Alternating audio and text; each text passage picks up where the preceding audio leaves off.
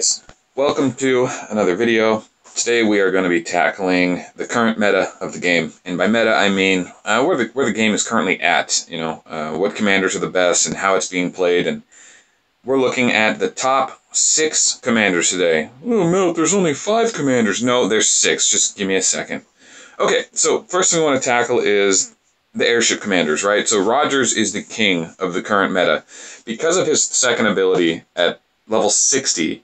He has an 80% chance, and I have an Armageddon Haul on, so it says 88% chance to activate, that damage taken will be reduced by 30%. And you're reading that right. After he triggers it 3 times, he will have 90% reduction, and he has a chance to trigger it at 80%. So pretty much by the time Rogers attacks 3 times, he's 90% immune. By the 4th attack in his 4th slot, before the first round is even done, he's going immune. And that means anything you do to hurt him, absolutely anything, whether it be gem procs or guaranteed hit skills, plasma bombs, will do 0 damage, even if he's not using tier suppression. So the only way around it right now, and I don't think there is one, is to try and beat him with a 1-slot bust formation over and over in the same slots. Just he'll kill your commander, but you will trade troops more effectively against him, and in the GB and in capital battles, and especially using tier 9 and tier 10, sometimes it's simply just better to trade troops and just pay the gold to heal your commander. So that's the only way to really beat Rogers. I think there are some commanders that are unexplored, like Darurai, maybe the Exorcist, that may be able to get around that, but those really haven't been explored yet. But maybe we'll do that in some weeks to come. So Rogers is the king, right? You stack him full of tier 10 or tier 9 airships, you plant him somewhere and says, you come to me, try to beat me, because no commander can beat him in a straight fight, except for a couple that have a good chance of it, like Robin and Lilith can go toe-to-toe with him, but even then, it's not even a guaranteed win. So you'll see a lot of server boss guys at top your server running Rogers because he's going to beat every other commander, even all these top 6 we talk about. We'll talk about Golem in the future here in a minute, because Golem is currently the #1 commander in the game because Vera uses him, and Vera has 850,000 leadership, so far above everyone that even though he could run a Rogers and beat people even better, it doesn't seem to matter, because when his Golem, in a 1-slot bust formation, risking very few troops, if it triggers Awakening, he does 4 times or 6 times as much damage as Rogers because of the way you put gear on him and because of Golem's skills. So, in that particular sense, Golem is still a top commander, still in this list, but for the most part, people on your server aren't the #1 in the game, and they'll probably be using Rogers. Plus, Rogers is the best at killing monsters because he goes immune, and he really risks the least amount of troops. So, that's Rogers. You know, once he's somewhere and he triggers that skill 4 times, you've got to beat him. And the best way to do it is Stella for infantry with a 1-slot bust formation. She has this Wings of Eternity skill that has a 60% chance to trigger, and what it says is that you get to go again. And when she goes again, she can trigger her Pisces gems, or her Gemini gems, or her Sagittarius gems, which Pisces will reduce damage. Sagittarius is a guaranteed hit that will lower HP, which I think is really effective, especially against Rogers, because he only stacks defense. And Gemini obviously is a double strike, and you need that double strike to finish him off. So Stella is probably the best choice for the 1-slot bust formation because she's infantry, she's a natural counter. And dodge works great against Rogers because his only guaranteed hit skill is Tyrant Cometh, and he has to wait till the end of his turn to use it. So Stella does really well against him. You'll see here I run a dodge Rogers, so I intentionally try to dodge and stand against infantry, so I am extra strong against my greatest weakness, and I just tier suppression it. I really don't use Rogers to fight too much because there's other people on our server that have bigger Rogers, so I use him more for monster killing at this time. Who else? Let's see. So infantry is Stella. Second to Stella would be the X, but her Wings of Eternity skill is only 40%, and it doesn't trigger as much. Now, Stella can only trigger Wings of Eternity 5 times in a row. Then she has to stop triggering it. It won't even give her the option to. It just switches to the next troop's turn. So that's kind of a blind failsafe built in by the game. Hoodoo is the best walker commander in the game. He's the best answer to Plasma, and that's because of his Death Rattle ability. So if you 1-slot bust with Hoodoo, and I'll go ahead and do that right now so you see what I mean. When I say 1-slot bust, I mean literally just attacking into someone who you know you're attacking or potentially defending against, and only risking 1 slot of troops. And why people do that is because your hospital is going to be able to fit 1 slot of troops as opposed to 6. It's not as risky, and you still get to do quite a bit of damage by risking it just a little bit. So the Chain Blast goes off. That means it hits the whole front row.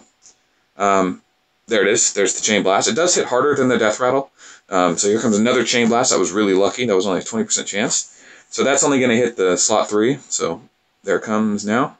There it is. Okay. And what you'll see is that the death rattle keeps going off. So when Hoodoo accidentally or intentionally one-shots a slot of troops, all the other troops blow up for 10% of whatever troop slot died. So it really weakens a plasma that's bombing you. And if you're Hoodoo and you want to just send one slot or one row in the front, you really minimize your losses to plasma. He's currently the best answer to plasma, even though there's always not a great answer to plasma. Sometimes you just have to trade with him, but by risking fewer and fewer troops, plasma has less and less to gain. So there you go, that's Hoodoo. He's incredibly powerful. He works with airships, but he's best with walkers because walkers have the highest damage. And with his abilities, or with the way his abilities work, you just want to overly stack damage. So I have crit damage on, attack, accuracy, crit damage. And the point of that is on his first slot, you want to explode the first opposing slot to get that first death rattle and hopefully chain blast off to really soften your opponent. You don't really build defense on him. You can if you're going to be defending a lot with him, but I think overall just a pure damage build is the best way to go. I have a replay of Rogers here. I'll go ahead and throw it out there just to just put it in the video. I don't even think I get hit in this. So yeah, with Rogers, the first thing I do is Awakening and defensive stance. So I immediately get my defensive, and I'm already starting to soften him up with the Awakening. The Awakening doesn't hit very hard because I don't run any damage gear on Rogers. The whole point is just to survive the first 3 or 4 attacks so that you can continually go immune every time you trigger. If you have all 6 slots, you pretty much stay immune the whole time, but you've got to survive those first 3 turns. Some people put Gemini and Scorpio gems on their Rogers to make them a little more offensive. I mean, listen, play your Rogers the way you want to play them. The best way to play them is pure defense as a server boss, but there's only going to be 1 or 2 of those per server. So you might find it's better for you to do a little damage, but, you know, that's up to you. I would say that, you know, build him the way you need to build him for the current meta, and he's the monster killer. If you want to kill 6, 7, 8 monsters for events, which are really valuable for speed ups, build Rogers with the defensive gem so that you can actually kill those things without taking any losses. I recommend doing Libra and Cancer. That way you can have a strike back ability for a little bonus damage, but you also get the tier suppression. And then the Cancer is just a raw 100% defense buff, just makes him even more hard to kill. So even though he has an 80% chance to trigger that defensive stance, sometimes it does fall off. Because by the time the troop comes around and acts again, if they don't trigger the defensive stack and you were unlucky the turn before, sometimes it won't be immune. But at level 60, you have a really good chance of avoiding most damage. So that's Rogers in actions. And then we're talking about that 1-slot bus formation, just putting troops in 1 slot to crush through your opponents or your monsters. This is what I mean. I actually didn't win this fight because I don't have a high enough leadership on Stella. I'm just saving her up right now. So here we go. I trigger the Wings of Eternity. Boom, bust through it, and then I get a hit on the boss. Now, because I hit the boss, my Wings of Eternity doesn't trigger again. There's no troops to kill. So he gets to attack with his next 4 troops, and he ends up killing my ship. But if I had more leadership on Stella, more than 1,000, I mean, I would have easily killed that monster without taking any losses, without ever getting hit. And it's not really good for the monster kill event because you don't get a lot of points. But if you're just trying to kill the monster for events, or if you're going against your opponent, you just want to punish them real quick, and hopefully that if you don't kill them, you can dodge their next attack, and then you lose the fight, but hopefully you trade and take more than you give. And then, of course, there's Plasma here. Plasma is an enigma. We haven't really unraveled Plasma yet. I think the HP gear video I did a while back really showed his bomb does get affected by HP, but then as it scales up with higher tier troops and in PvP, it seems like attack is the way to go. It may have something to do with the defense stat and how it affects individual troops instead of a troop slot. But, you know, we're digging into that. We're digging into the Exorcist. We're digging into Dururai. We're digging into Plasma. As this series goes on, hopefully we can start to unravel these heroes so that when Season 4 comes around in a couple months, we'll have some new heroes to play with and really mix it up. But, yeah, I mean, you can see here even Plasma with Rangers. I'm not even using Strength and Weakened effect here. He's just beating the shit out of a 12 monster. Oh, almost lost that one. But, yeah, the last commander to talk about is Bullet. And I put him in the same category as Rock now. They both beat tier suppression, which is really hard for players that don't have tier 9 or tier 10. It's just how do you compete with somebody who has 1 troop of tier 9 just blocking with tier suppression? Because tier 9 trades so well with tier 7, it's almost like bullshit how good tier 9 is compared to tier 7. So most people don't want to trade their Chimeras or Bastions or Conquerors against any one single troop of tier 9. But now with Bullet, you can just Ghost Cannon past it, or with Rock, whatever his ability is, you can just, roll the dice here and maybe kill them with Tier 1 and really punish them, so make them think twice about sitting out on tiles. But you can also Black Hole Bomb people that are using Tier 9. They hate that. Healing Tier 9 is not fun. It's not risk. It's not worth it. And if you Black Hole them a couple times, they'll change their attitude about bothering you or getting near you. You don't have to do it 50 times. Usually they learn their lesson, or at least they take note of you. So yeah, I put Bullet ahead of Rock because the way the Galactic Battle is played, the way the kill event's played, Rangers don't give points. And he's an infantry commander. Rangers are infantry. You can trigger this skill over and over and over without risking any points to your opponents.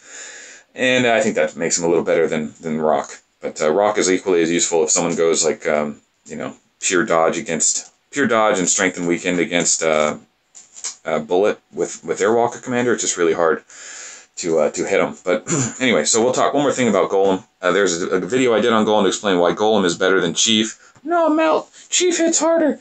Yeah, I know, we did the video though, and the wording is just wrong. Chief does not hit as hard as Golem. See, Golem's skill says it increases his actual attack.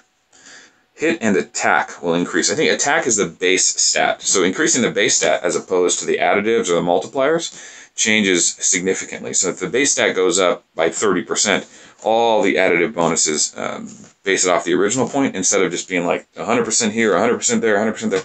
I don't want to do the math on stream, but it does hit significantly harder than Rampage, which is damage will increase by 60%. Not attack, damage.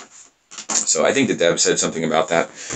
But anyway, that's the meta of the game. We'll go into each commander and their gems and gear and why it's better to play them a certain way than others in the future. But for now, that's the intro. If you're not maining one of these commanders, you shouldn't main Plasma. Just a general rule. I mean, it's not the worst main, but I don't recommend maining Plasma. But if you're not maining, a Rogers, a Bullet, a Stella, a Hoodoo, or a Golem, then just know that right now the hero you have is probably one you're going to turn into one of these later commanders. And that's okay. Everyone does that, right? Some people start off maining a Raymond or a Takeda. When the free commanders event comes along, you're like, hey, I finally got an S-class. And listen, as time goes on, you're going to eat those commanders. The free commanders come back around. And one more thing to bring up, Hoodoo is a premium commander. The only way to get Hoodoo is to release 10 during a commander class event and, with a Warp Gate event, find Hoodoo in the Warp Gate. He's actually a little bit easier to get than Golem. The only way to get Golem is through a release Golem event. You can't accidentally get a Golem during the release a Commander's event. You can get Hoodoo and release a Commander's event.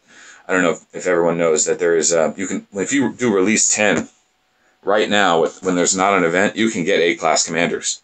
But if there's an event that says, increased B commanders in the Warp Gate, you always get 2 B commanders. During that event, you will never get an A-class commander, but you'll always get a second B commander. But you'll never get Golem unless you have a special event that says Golem's in the Warp Gate. So Golem and Rogers are the most premium commanders to get because you can only get them during events. And I shouldn't say they're the only ones. Tina, Plasma, Moonshadow, who else? Oh, Blader. No, he's a free commander. So yeah, I mean, there's a few commanders that you can only get out of the Warp Gate during events. I think Pictor's one of them. He's new. It's hard to say, but ultimately, Rogers and Golem are very difficult to get, and they're top of the game. So you'll never eat Rogers or Golem. I mean, maybe you'll eat Rogers or Golem a year after having them just to get your leadership back, but once you put your leadership into them, know that it's going to be there for a long time. So if you want to play with other commanders first, I recommend doing that. Hope you enjoyed this video. We'll be doing some more focused spotlight stuff in the future. So thank you for supporting our game, and please kindly know.